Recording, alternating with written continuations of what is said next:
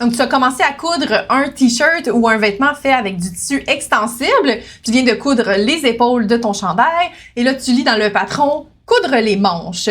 OK, mais comment je les couds, ces manches-là? Donc ça, c'est souvent l'étape où est-ce que mes élèves se posent beaucoup de questions. Parce que dans le patron, là, c'est assez bref, puis on donne pas beaucoup d'explications. C'est comme si, là, on supposait que tu savais déjà comment coudre une manche. Donc, ce que je vais faire, là, c'est que je vais pouvoir te montrer exactement ce que j'enseigne à mes élèves pour être capable de réussir notre manche dans du tissu extensible. Puis, je vais même, dans le fond, te montrer là, ma technique sans utiliser les crans. Donc, les crans, c'est vraiment les repères qui t'aident à assembler la manche avec le corps de ton chandail ou de ta robe. Mais je vais te montrer, là, si jamais tu veux pas retourner dans ton patron, comment là, trouver ces repères-là facilement sans avoir besoin là, de faire plein de calculs. Donc, mon nom, c'est Christine et je suis propriétaire d'une école de couture. Donc, ça me fait vraiment plaisir de te partager tous mes trucs et astuces parce que je vois que ça peut être tellement frustrant lorsqu'on n'a pas l'information, lorsqu'on essaye là, de deviner qu'est-ce que le patron essaye de nous dire. Donc, c'est pour ça que je vais pouvoir te montrer là, une étape à la fois comment coudre des manches dans un tissu extensible. Tout d'abord, tu dois avoir cousu là, les épaules de ton chandail. C'est vraiment obligatoire pour pouvoir passer là, à l'étape des manches parce que, dans le fond, la manche va venir s'installer là, dans la manchure de ton chandail. Donc, ce qu'on va faire, c'est qu'on va garder à l'œil que notre devant, il est ici. Là, je vais le mettre à ma droite et le dos, je vais le mettre à ma gauche, comme ça. Donc, on vient ouvrir notre chandail pour vraiment là, isoler et retrouver notre amanchure comme ça ici. Parce que, dans le fond, j'ai une manche comme ça qui va venir là, se loger à l'intérieur comme ça. Juste une petite parenthèse sur la manche avant de pouvoir l'attacher au corps. Donc ici, la manche, moi j'avais un patron qui était là tout ouvert comme ça. Donc si c'est le cas, tu peux juste venir replier ta manche comme ça en mettant là, le sous-bras ensemble et en ayant ici la tête de manche là, bien dans le haut. Donc on les met bien ensemble comme ça. Et remarque que dans le fond, s'il y a une section de ta manche qui ressort, on va se mettre une petite épingle. Ça, dans le fond, ça représente là, la portion d'eau de ta manche. Donc, on a toujours un petit peu plus de tissu pour aller chercher là, notre omoplate dans le dos. Et c'est un peu plus raccourci ici au niveau de la tête de manche lorsqu'on est dans le devant parce qu'on a comme un petit creux là, juste en dessous de la clavicule. Donc, ici, c'est juste pour savoir là, quel côté est le dos et le devant. Si ton patron, c'était vraiment un patron qui était au pli comme ça, ben tu dois avoir vraiment une manche symétrique. Donc, tu n'as pas vraiment cette question-là à te poser, mais dans ce patron-là, j'avais vraiment une différence entre la section qui s'attache au dos et la section qui s'attache au devant. Donc, ici, ben c'est parfait parce que la section du dos, ben, elle est déjà alignée avec le dos. On se rappelle que j'avais mis mon devant à droite et mon dos à gauche. Donc, je suis déjà bien alignée. Donc, je fais toujours une préparation en plaçant là, mes tissus vers l'endroit vers moi pour avoir un aperçu déjà, là, c'est quoi la position finale de mes tissus. Parce qu'après ça, je vais commencer à les faire bouger pour les mettre endroit contre endroit pour les coudre. Mais ça peut être vraiment mélangeant là, si on commence déjà à aller trop vite dans les étapes. Donc, la première chose qu'on va faire, c'est qu'on va se trouver des repères pour être capable d'assembler notre corps avec la manche. Donc, on va commencer justement avec le corps ici. Première étape, dans le fond, on va tout de suite gérer là, la couture d'épaule. La couture d'épaule, c'est une convention. On va la faire pivoter vers le dos, comme ça. Bon, elle veut pas. Tiens, on va la mettre bien comme ça. Puis, je vais aller juste lui mettre là, une épingle pour pas que j'aie à me poser la question. Donc, on a fait déjà pivoter la couture d'épaule vers le dos. Comme je disais, c'est une convention. Si tu réussis à la respecter, bien, tant mieux. Sinon, c'est pas plus grave que ça. Donc ici, ce qu'on va faire, c'est qu'on va utiliser déjà les deux repères qui sont très clairs. Donc les sous-bras, donc les extrémités ici à gauche dans mon dos et ici à droite dans mon devant. Par contre, ça serait intéressant de savoir, là, il est où le milieu de ces deux repères-là, parce que ça pourrait me donner un repère que je viendrais placer avec le milieu de ma tête de manche. Donc ici, tu vas me dire, ben c'est facile, il y a déjà une couture là, à l'épaule, ça va être ça mon milieu. Mais là, c'est pas certain. Donc, ça se peut que aussi ta couture d'épaule, elle soit déportée vers le devant. Donc, ça se peut que ton milieu ben, soit plus ici dans le dos. Donc, là, on peut pas le savoir. Donc, ce qu'on va faire, c'est qu'on va aller le chercher nous-mêmes. Comme je disais, j'utilise pas l'écran. Je vais aller vraiment chercher l'information nous-mêmes dans le corps. Donc, ici, ce que je vais faire, c'est que je vais mettre, dans le fond, les sous-bras ensemble, comme ça. Et je vais faire du petit pliage, comme ça. Donc, je mets les sous-bras ensemble. Et sans tirer, je vais juste les mettre là, un sur l'autre, comme ça, un sur l'autre, pour aller voir il est où, dans le fond, mon centre d'amanchure. Bon, là, on est chanceux, ça tombe vraiment exactement sur la couture d'épaule, mais c'est possible que dans ton cas, je vais juste faire semblant que c'est pas ça, que ça tombe vraiment là, comme ça ici, puis que tu dois être vraiment décalé un peu par rapport à ton épaule. Donc, ce que tu vas faire pour ce repère-là, tu vas pouvoir aller mettre, dans le fond, une épingle dans le petit bourrelet de tissu. Donc, je vais juste venir sur un étage de tissu, je rentre et je sors. C'est juste pour marquer comme ça.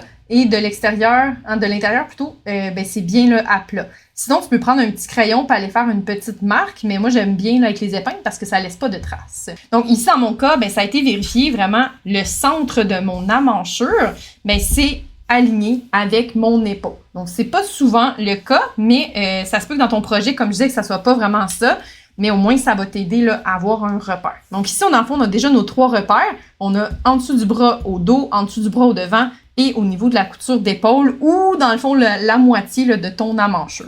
Maintenant, c'est au tour de la manche à avoir ces 3 repères. Donc, tout d'abord, on a ici, dans le fond, le repère du sous-bras gauche, parce que là, j'avais mis une petite épingle pour me souvenir que ça, c'était la portion gauche de ma manche. Et ici, à l'autre extrémité, j'ai le sous-bras de la portion droite.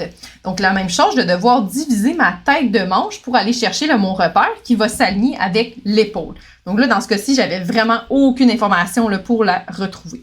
Donc, ce que je vais faire, c'est encore une fois, je vais venir replier au niveau des sous-bras, comme ça, et je vais faire cheminer mon tissu un sur l'autre pour me rendre jusqu'au centre. Donc là, c'est vraiment un tissu sur l'autre au bord. Donc, je suis en train de diviser, sans calcul, ma manche. Et là, j'arrive à cette section ici.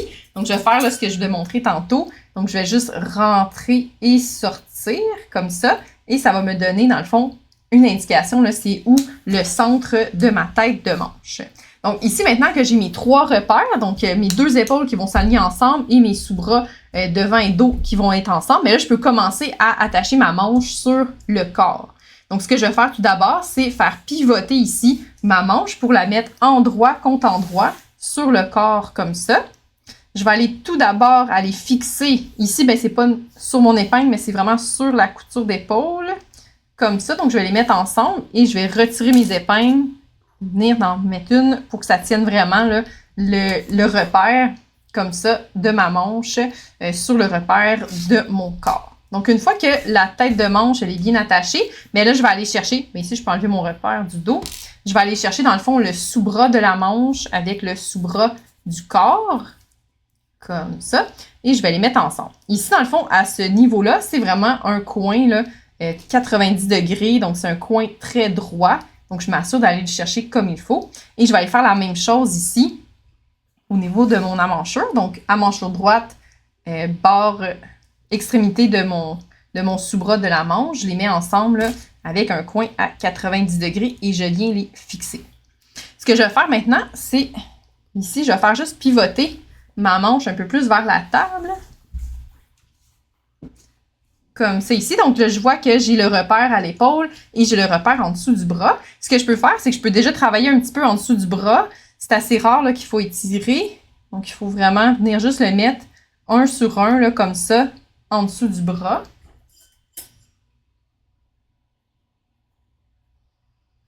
Puis, ce que je vais faire maintenant, c'est que je vais placer là, ce qui me reste entre l'épaule et le sous-bras comme ça. J'aurai pas le choix, dans le fond, de placer mon tissu du corps pour qu'il aille rejoindre le tissu de ma manche. Donc ici, ma manche, elle a été coupée avec l'arrondi, donc il faut que je puisse tirer ici sur le corps pour aller la rejoindre.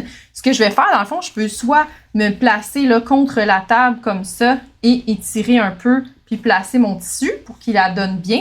Ou sinon, dans le fond, je peux avoir mes épingles plus proche et je vais utiliser dans le fond les pinces de crabe. Donc, c'est les 3 doigts d'en arrière qui vont se pincer et ici mes antennes qui vont venir placer le tissu. Donc, comme ça, ici, je soulève mon tissu et entre mes mains, comme ça. Ce que je veux, là, c'est vraiment placer mon tissu pour que je le vois, là, oui, il va bien se placer. Ça va donner vraiment là, 1 pour 1 sur la tête de manche, comme ça.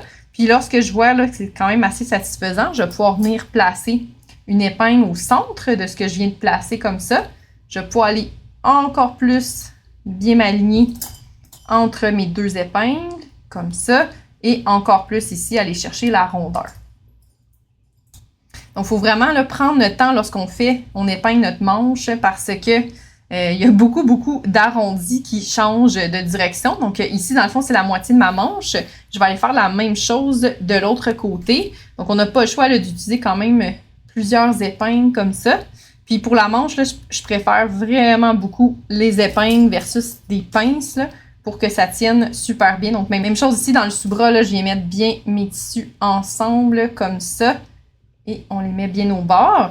Puis par la suite, ben, il ne me reste plus qu'à faire mes pinces de crabe comme ça et venir placer là, pour voir que dans le fond, il n'y aura pas de plis, tout va bien être égal.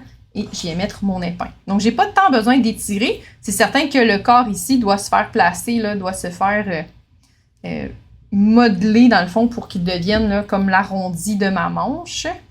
Mais je ne devrais pas avoir à forcer. Et ici, il ne me reste plus que la dernière étape, comme ça. Comme ça. Donc là, ma manche, elle est bien épinglée. Je peux la montrer là, à plat, comme ça, sur la table. Donc, j'ai vraiment bien pris le temps de venir la fixer là, sur le corps. Lorsque je vais aller à la machine, là, on va regarder, dans le fond, le corps vers nous. Et la forme de manche, ici, bien, elle va être vers la machine, hein, contre la machine. Ici, je vérifie bien que ma manche... Ma pièce de manche, elle est bien en dessous. Et là, sur le dessus, c'est ma pièce du corps, là, le devant et le dos. Donc, ici, j'ai bien planté mon aiguille. Je vais aller faire mon point d'arrêt. Comme ça. Et puis, dans le fond, ce que je vais faire, c'est que je vais vraiment cheminer d'une épingle à l'autre pour toujours respecter ma valeur de couture et aussi placer le bord ici de mon tissu en ligne droite. C'est plus facile que de suivre une courbe. Comme ça. Donc là, je me suis rendue jusqu'à la prochaine épingle. Je retire et je vais me replacer. Donc, c'est certain qu'en dessous, hein, je place quand même avec mes doigts. Comme ça. Et je m'assure qu'on est bien au bord, hein, que mes deux tissus soient bien alignés. Ça. Donc, je place bien. C'est sûr que plus qu'on arrive dans la courbe, plus que je dois faire attention là, que mes tissus soient bien placés. Comme ça. Et ici, ça décolle un peu. Je vais le replacer.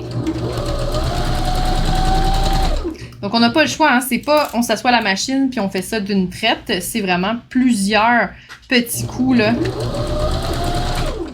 Plusieurs petites étapes. Tiens, ici, je relève un petit peu mon pied juste pour aider la valeur de couture à bien se placer. Et je continue. Donc, je prends un petit bout. On ramène.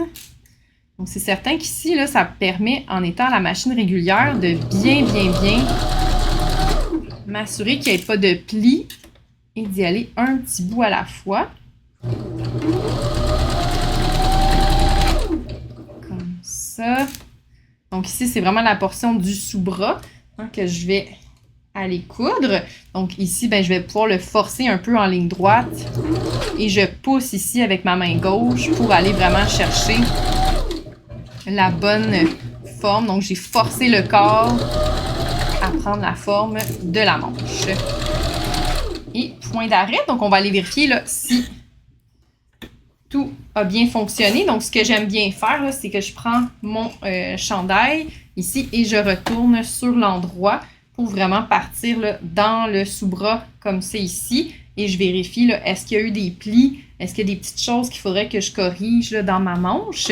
Si tout est beau, c'est parfait. Je peux tout simplement, comme ça, passer à la prochaine étape pour faire ma finition.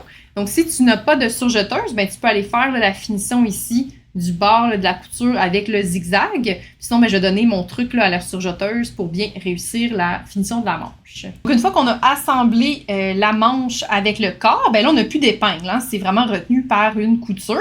Lorsqu'on a cousu à la machine régulière, on a cousu avec le corps vers nous. Mais là, ça va être important de regarder notre manche à la surjeteuse parce que ça, c'est la tête de manche. Si on ne la regarde pas, mais la manche, ça va s'étirer et souvent, ça va plisser et aller se faire couper dans la surjeteuse. Donc, si tu ne veux pas de trous ou de couture là, avec des plis dedans à la surjeteuse, je te conseille vivement d'aller placer là, la manche. Maintenant, c'est la petite pièce de manche qu'on a mis vers nous. Donc, ici, ce que je vais faire, je vais pouvoir me placer à la surjeteuse. Je vais pouvoir là, quand même aller couper un petit peu là, dans le côté. Donc, je me place vraiment bien à côté au bord là, de mon repère. Puis je vais y aller encore une fois par petits coups là, à la machine. Comme ça, donc j'ai fait le premier bout, je suis bien accrochée et je vais faire un peu comme à ma machine régulière. Donc je vais venir pousser ici et lui donner là, une forme plus droite au lieu de la laisser là, ma pièce en courbe. Donc je vérifie aussi en dessous là, qu'il n'y a pas d'autre tissu qui est dedans.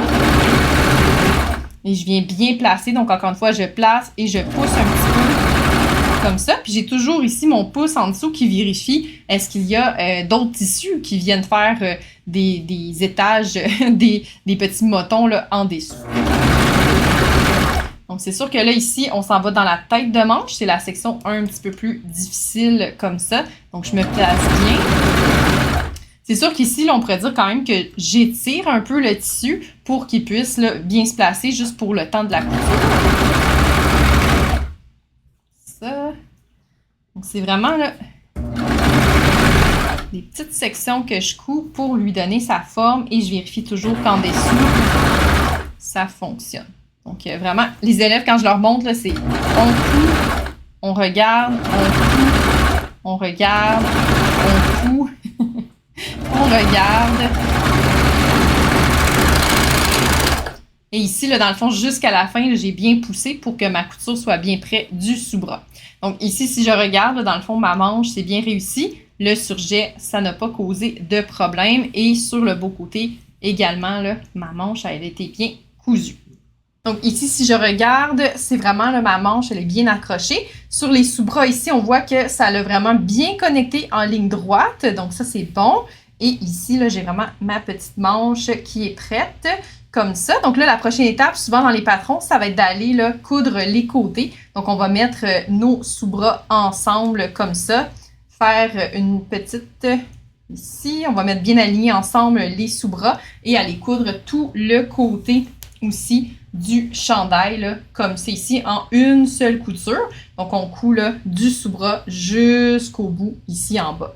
Donc, ça, c'était vraiment là, tous mes trucs pour être capable de coudre une belle manche dans notre t-shirt en tissu extensible parce qu'il peut y avoir tellement de petites erreurs. Donc, j'aime beaucoup mieux faire la première couture avec la machine régulière pour m'assurer qu'il n'y a pas du tout de petits plis comme ça. Et ensuite, ben là, je viens tout enfermer avec la surjeteuse. Donc, comme tu as pu voir, là, une explication qui tient sur une seule ligne, coudre les manches, ben, j'ai pu en faire une vidéo quand même assez longue pour vraiment te montrer toutes les petites subtilités, les choses à penser pour être capable de réussir là, du premier coup sa manche en tissu extensible. Donc, j'espère que ça a pu t'aider dans ton projet, ça a pu te débloquer, puis tu vas avoir un beau résultat là, à la toute fin. Donc, si tu es rendu là à faire les finitions de ton t-shirt, par exemple, de ta robe en tissu extensible, mais je te suggère d'aller voir là, la prochaine vidéo où je te parle de l'aiguille double, comment faire là, une couture de finition là, qui ressemble vraiment à ce qu'on voit dans les magasins.